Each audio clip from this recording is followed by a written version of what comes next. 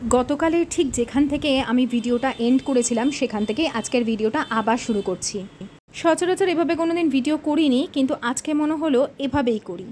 আমার ঘরগুলো যথেষ্ট অর্গানাইজ থাকে, তোমরা তো দেখেই বুঝতে পারো। আসলে সন্ধ্যের পর থেকে আমি মোটামুটি এই গোছগাছের কাজগুলো বেশি করি। সকালের দিকে রান্না বান্না সকলের আরও দেখাশোনা এগুলো তো থাকেই, ছেলের পড়াশোনা, স্কুলে যাওয়া, এই সব কিছু নিয়ে এত ব্যস্ত থাকি, তাই সন্ধ্যের পর অর্থাৎ আমাদের যখন পুজো দেওয়া হয়ে যায় তারপরে চা খেয়ে এই গোছগাছের কাজগুলো করি।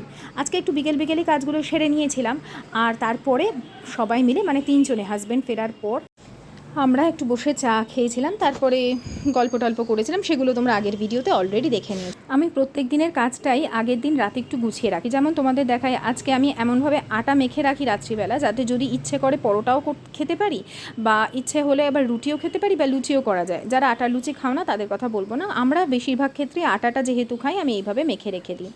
আজকে রাত্রিবেলা আমি বেশি করে আটা মেখে রাখছি, যাতে পরের দিন সকালবেলাও আমরা ভালোভাবে ব্রেকফাস্ট করে নিতে পারি। মোটামুটি আগামীকালে সারাদিনের জন্য আটাটা আমি মেখে রেখে দেবো। বেশি করে আটা নিয়ে তার মধ্যে নুন চিনি দিয়ে, আর এখানে বেশ কিছুটা ঘরে বানানো ঘি আমি অ্যাড করছি। আমার ঘরেই আমি কিন্তু ঘিটা বানাই, আর দেখেছো প্রায় শেষ হয়ে এসছে, আবার ঘি বানাবো, কারণ প্রায় আরও এক টিফিন বক্স মালাই আমি অলরেডি জমিয়ে ফেলেছি। যারা আমার চ্যানেলে নতুন তারা কিন্তু অবশ্যই চ্যানেলটা সাবস্ক্রাইব করে রেখো। ছোটোখাটো কাজগুলো একদম সাধারণভাবে, সাধারণ যেমন ঘরে আমরা কাজকর্ম করে থাকি, আমি কিন্তু সেইভাবেই শেয়ার করি। কোনো অকারণ আমার কাছে দামি জিনিসপত্র সেরকম কিছুই নেই, খুব সাধারণভাবেই তোমাদের সামনে আমি নিয়ে আসি। আর এটা সত্যি কথা বলতে কি, আমার একটা সিম্পল নাইট রুটিন, অর্থাৎ যেহেতু আমরা রাতে রুটি খাই, কিভাবে আমি রাত্রিবেলা খুব হালকা ফুলকা কিছু রান্না করি, কিভাবে একটা ভাজি বানাই, সেটাই শেয়ার করছি। আজকে আমি ভেবেছিলাম যে পটল আলুর ভুজিয়া বানাবো, কিভাবে বানাই সেটাই তোমাদের আজকে দেখাবো, আর তার সাথে মিষ্টির জন্য কি রাখি সেই সমস্ত কিছুই আজকের এই ছোট্ট খুব সিম্পল থালিটার মধ্যে থাকবে। যারা সিম্পল লাইফ ভালোবাসো তাদের অবশ্যই আজকের এই ছোট্ট ভিডিওটা খুব কাজেও আসবে আর ভালোও লাগবে। আমরা যেমন রাতে রুটি খাই, ফলে কি আমাকে দুপুরবেলা যেমন আলাদা করে রান্না করতে হয়, ঠিক তেমনই রাত্রিবেলা রুটির সাথেও রান্না করতে হয়। আর এটা আমি নিজে থেকেই অভ্যেসটা করেছি। এই সময় মানে আমার হয়তো ডিনার বানাতে ঘন্টাখানেক মতন লাগে, আর আমার সেটা বেশ ভালোও লাগে। সবাই মিলে একসাথে চা খেলাম, তারপর আয়ুষ্মান পড়তে বসে, আর বা ওর পড়া থাকলেও পড়তে চলে যায়, তখন আমি এই কাজগুলো করি। আর এই দেখো, এইভাবে কিন্তু আমি একদিনের জন্য পেঁয়াজও কেটে রাখি, মানে জাস্ট ওই দুফালা করি, পেঁয়াজের খোসাটা ছাড়িয়ে রাখি, আর একটা টিফিন বক্সে ভালো করে ধুয়ে রেখে দিই। এতে পরের দিন পর্যন্ত আমার পেঁয়াজের রান্নাটা হয়ে যায়। আমি কিন্তু কুচিয়েও রাখি না, বা আলাদা করে কেটে অনেক দিনের জন্য রেখে দিলাম, সেটাও করি না। এরপরে ভুজিয়ার রেসিপিটা শেয়ার করি। কড়াইতে সামান্য তেল দিলাম, যতটা প্রয়োজন আর কি, খুব বেশি তেল আমি কোনোভাবেই দেবো না। এরপরে কড়াইয়ের মধ্যে দেবো গোটা জিরে ফোড়ন। তোমরা এখানে দিতে পারো কাঁচা লঙ্কা, আমি কাঁচা লঙ্কাটা জানোই তো ফোড়নে দিই না, ঝাল হয়ে গেলে আমার ছেলে খেতে পারে না। এরপরে জিরে থেকে বেশ একটা সুন্দর যখন গন্ধ হবে, তার মধ্যে কুচিয়ে রাখা পেঁয়াজটা দিয়ে দেবো। পেঁয়াজ ভাজবো ঠিক কালারটা চেঞ্জ হওয়া পর্যন্ত, কখনোই কিন্তু পুড়িয়ে ফেলবো না, মানে জাস্ট নরম হবে, দেখো দেখেই বোঝা যাচ্ছে। এরপরে আমি আলুটা কিভাবে কেটেছি বা পটলটা কিভাবে কেটেছি তোমরা দেখছো তো। পটলটাকে আমি লম্বা লম্বা করে 4 ভাগ করেছি, মানে একটু সরু সরুর দিকে, আর আমি আলুটাও কিন্তু সেইভাবেই করেছি, লম্বা লম্বা করে। এখন এটাকেই হালকা হালকা করে, মানে অল্প আঁচে খুব ভালো করে সময় নিয়ে ভাজবো। প্রথমে কিন্তু নুন বা হলুদ যে কোনো ভাজাতে দিলে তার থেকে জল ছেড়ে যায়, তখন আর সেই ভাজাটা অল্প তেলে ভালোভাবে রান্না হয় না, তখন একটা তরকারি খেতে হয়ে যায়। ওই জন্য সবসময় প্রথমে দেওয়ার সাথে সাথেই হাই ফ্লেমে কিছুক্ষণ নাড়াচাড়া করে নিতে হবে, যতক্ষণ না পটল বা আলুর গায়ে, বা ঢ্যাঁড়সও যদি করো, সেই জলটা বা ঢ্যাঁড়সের যে একটা মানে একটা লদ্দদে ব্যাপার থাকে, সেটা যতক্ষণ না চলে যায় ততক্ষণ হাই ফ্লেমে ভেজে নিতে হয়। তো এক্ষেত্রেও তাই, বেশ হাই ফ্লেমে এটাকে এখন ভেজে নিয়ে আমি এর মধ্যে নুন, কাশ্মীরি লঙ্কার গুঁড়ো আর দিয়ে দিয়েছিলাম হলুদ গুঁড়ো দিয়ে, ওটাকে কিছুক্ষণ ঢেকে ঢেকে রান্না করছিলাম। এরপরে এদিকে এখনও কিন্তু আমার তরকারিটা মানে ভাজাটা হয়নি, তো এই দিকে আমি ট্রান্সফার করে দিলাম, ভাবলাম যে রুটিটা ঝটাপট করে নিই, এইভাবেই তো আমাদের একা হাতে সমস্তটাই করতে হয়। আর এটা তো আমার রেসিপি চ্যানেল নয়, আমি যখন ভ্লগ করি তখন আমি যে রান্নাটা করি সেটা যতই সাধারণ হোক, সেটা একটা ডাল হলেও আমি যখন একটু নতুনত্ব কিছু ট্রিক্স অ্যাপ্লাই করি, আমি অবশ্যই আমার ভ্লগগুলোতে ইনক্লুড করি। তো ওদিকে ওটা হোক, ওদিকে দেখো আমি ট্রান্সফার করে ঢেকে দিয়েছি, কিন্তু আমি গ্যাসটা জ্বালাতেই ভুলে গেছিলাম। যাই হোক, এদিকে আমি অনেক সময় চাপাতি এর সাথে এই পরোটা না বানিয়ে চাপাতিও বানিয়ে নিই, মানে ঠিক রুটিও না পরোটাও নয়, সেটাও ভীষণ ভালো লাগে আমাদের ঘরে খেতে, সবাই খুব পছন্দ করে, ওটাও আমি কখনো এইভাবে একদিন শেয়ার করব। তো যারা দেখবে তাদের আমি বলি, হ্যাঁ আমি একা হাতেই সবটুকু করি, আর আমার এই জিনিসগুলো করতে খুব ভালো লাগে।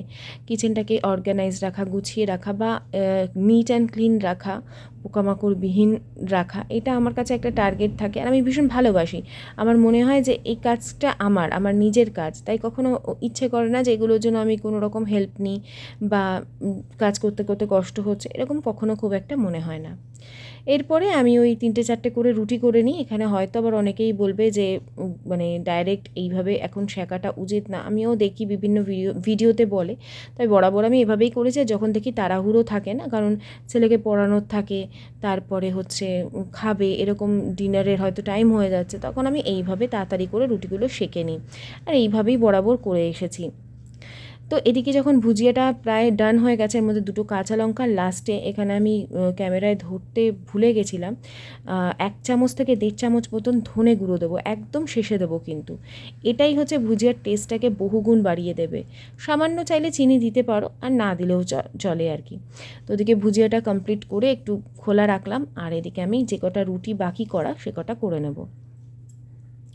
এইভাবেই আমি প্রত্যেক দিনের ডিনারে কিছু না কিছু নতুন নতুন করি। খুব সাধারণ হয়, তবে এখনও কিন্তু আমাদের বানানো কমপ্লিট হয়নি। তোমরা অনেকেই জানো আমরা রাত্রিবেলা একটু মিষ্টি খেতে ভালোবাসি, কিন্তু ইদানিং আরও চেষ্টা করছি যাতে দোকান থেকে মিষ্টিটাও না খেতে হয়, নিজে যতটুকু বানাবো।